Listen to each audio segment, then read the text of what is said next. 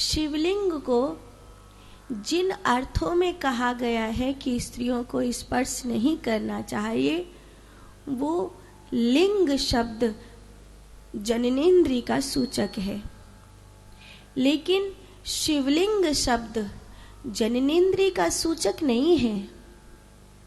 शिवलिंग शब्द एक चिन्ह से दिया गया है। एक शब्द होता है सिंबल, किसी ये चिन्ह है। अब जैसे सारे देश कहीं एक जगह आए हों तो हमारे देश के प्रधानमंत्री कहाँ खड़े होंगे?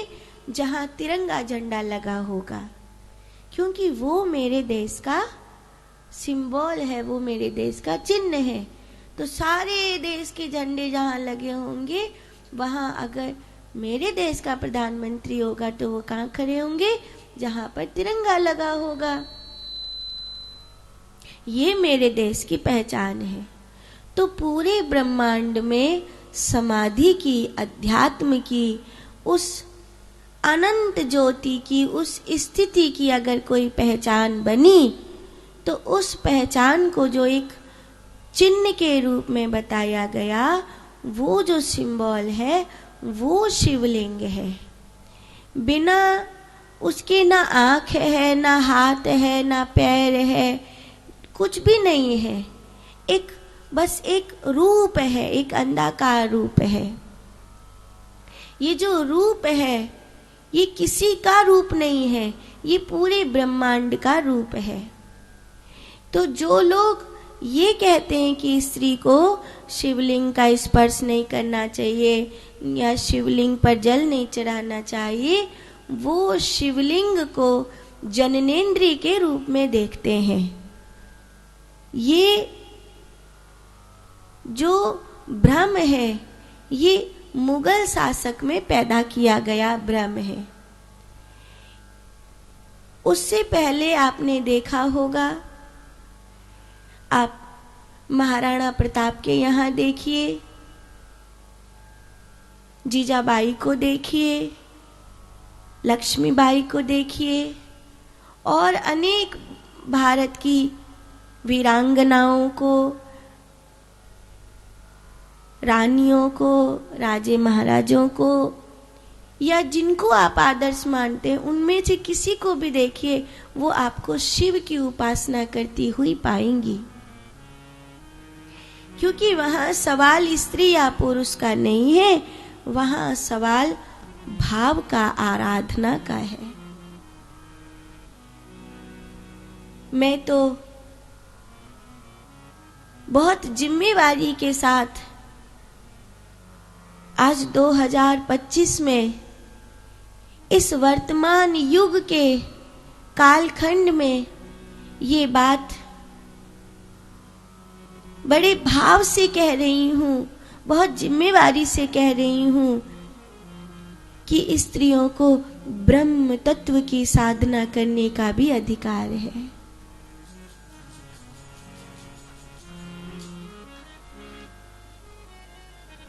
कौन कहता है कि एक स्त्री ब्रह्म तत्व की साधना नहीं कर सकती?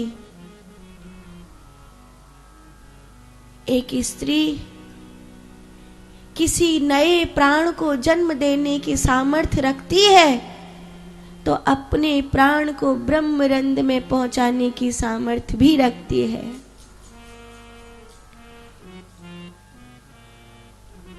लोगों को लगा कि किसी का प्राण नाभि से नीचे अगर खसक जाता है तो उसकी ऊर्जा प्रेत योनि को चली जाती है।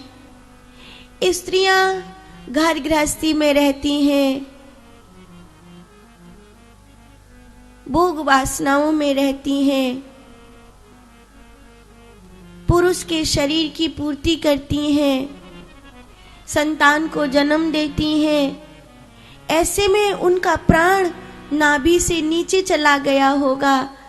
इसलिए स्त्रियों को शंख मत बजाने दो, ओमकार मत जपने दो, रुद्राक्ष मत पहनने दो, शिवलिंग की पूजा मत करने दो, आदि आदि और ब्रह्म तत्व की साधना तो वो बेचारी कर ही नहीं सकती, क्योंकि मासिक धर्म से उसका प्राण तो ऊर्जा तो और नीचे चली जाती होगी। तो ऐसे में वो ब्रह्म तत्व की साधना कैसे करेगी?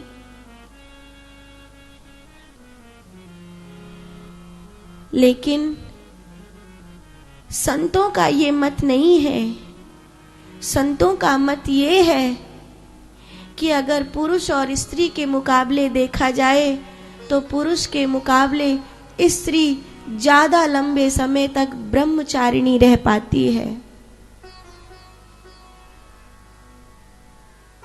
अगर पुरुष और स्त्री के मुकाबले देखा जाए तो मासिक धर्म होने के बावजूद स्त्री अपने प्राण को, अपनी ऊर्जा को पुरुष से अधिक ऊर्ध्वगामी बनाने में सक्षम हो पाती है।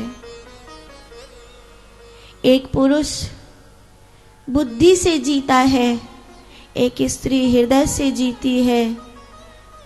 लगता होगा किसी को कि ये निर्बल है, लेकिन पुरुष और स्त्री के मुकाबले देखा जाए तो कोई बड़ी विपत्ति आ जाने दीजिए, स्त्री ज्यादा बलवान साबित होगी पुरुष के मुकाबले। हृदय के क्षेत्र में जहां पुरुष टूटने लगता है, वहां भी वो कहती है धैर्य धरो, भगवान सब ठीक कर देंगे, चिंता मत करो, सब अच्छा हो जाएगा, सब ठीक हो जाएगा। वहां भी उस अपनी ताकत को खोती नहीं है, अपनी हिम्मत को, अपनी हिम्मत से टूटे हुए पुरुष को उठाकर ले आती है। इतना बल होता है उसमें। हो सकता है शरीर में पुरुष बलवान हो, लेकिन आत्मा में एक स्त्री बलवान होती है। इसलिए आत्मा के क्षेत्र में अगर ब्रह्म तत्व को पाने की बात करी जाए तो आज के युग में संत घोषणा करते हैं कि एक नारी को साधना करवाइए, वो ब्रह्म तत्व को पाने की अधिकारिणी हो सकती है। लेकिन तुम्हारे समाज ने किसी स्त्री को संन्यास में जाने नहीं दिया, ब्रह्मचर्य में जाने नहीं दिया, तपस्या में जाने नहीं दिया, साधना में जाने नहीं दिया। तुमने उसको कहा तेरा वहां क्या काम है? अपने बच्चे पाल, अपने नहीं पले तो दूसरों के पाल, पर तू साधना नहीं कर सकती। इतना आपने उनको पीछे खींच दिया। जो कोई मिला उसने बस शरीर का शोषण किया। और कई बार तो अध्यात्म के जगत में भी ऐसे गुरु मिले जिन्होंने अपनी शरीर की भूख ही मिटाई, ये कहकर कि मैं तुझे ज्ञान दे दूंगा। गुरु कृपा तो तभी मिलेगी जब तू अपना शरणागति करेगी।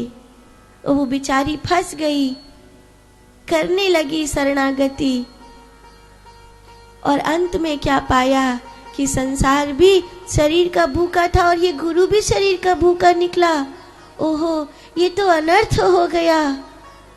इसीलिए अगर कोई स्त्री आगे बढ़ना भी चाहती है तो बड़ा डर लगता है, किसके पीछे चलूं? कौन मिलेगा वो जो मेरे शरीर को नहीं, मेरी आत्मा को देखेगा, जो मुझसे कहेगा कि बेटी तू चल, तू अपने हृदय से यशोदा बन सकती है तो तू मदालसा भी बन सकती है, तू तो बहुत आगे है। कोई कहने वाला मिलता, वो हनुमान जी की भी पूजा कर सकती है, शिवलिंग पर जल भी चढ़ा सकती है। अगर मुझसे ये प्रश्न पूछा है तो मैं कहूंगी एक स्त्री को शिवलिंग पर जल चढ़ाने का भी अधिकार है, पूजा करने का भी अधिकार है। रही पिंडी को स्पर्श करने की बात, तो किस परमात्मा को उतना ही स्पर्श करना चाहिए, क्योंकि हमारे हाथ मैले हैं। एक साधु भी संसारी के हाथ अपने तक छुआना नहीं चाहता, तो एक साधु संसारी के हाथ को स्वयं को छुआना नहीं चाहता, तो परमात्मा तुम्हारे मैले हाथ को अपने पे छुआना क्यों चाहेगा? कई लोग हैं चढ़ जाते हैं बिल्कुल पिंडी के ऊपर, ऐसे मालिश करने लगते हैं कि ये तो बेचारा कुछ बोलेगा नहीं, जिंदा होता तो कहता भाई मुझे मार मूर देगा क्या। फिर वहां से भोले बाबा भाग जाएंगे कि ये तो मुझे मार ही देगा। ऐसे शिव की पूजा नहीं होती कि तुम चढ़ी जाओ शिव पर।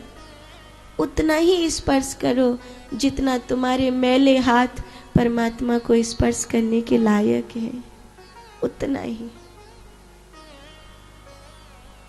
थोड़ी सी दूरी रखनी चाहिए। कुछ चीजें हैं जिनके बहुत निकट नहीं जाते। एक खिलते हुए फूल को देखो, बहुत ज्यादा छुओ मत। अग्नि को मत छुओ, साधु को मत छुओ, भगवान की मूर्ति को मत छुओ। कुछ चीजें ऐसी हैं जिनकी केवल उतना ही निकट जाते हैं जितनी जरूरत है, उससे ज्यादा नहीं। फिर साधु दूर दूर दूर दूर करेगा तो तुम्हें लगेगा ये घमंडी है। पुजारी कहेगा दूर रहे तो यह पुजारी, ए पुजारी डर रख अपनी मूर्ति को, मैं दूसरा भगवान ले आऊंगा अपने घर में। पुजारी घमंडी नहीं है, वो तुम्हारे मैले हाथ वहां नहीं पड़ने देता। हम मैले, तुम उज्जवल करता। इसलिए उतना ही छुओ जितनी मर्यादा है, उससे ज्यादा नहीं। इसलिए नहीं कि शिवलिंग को छूना पाप है, बल्कि इसलिए कि हम उसके लायक नहीं हैं, इसलिए।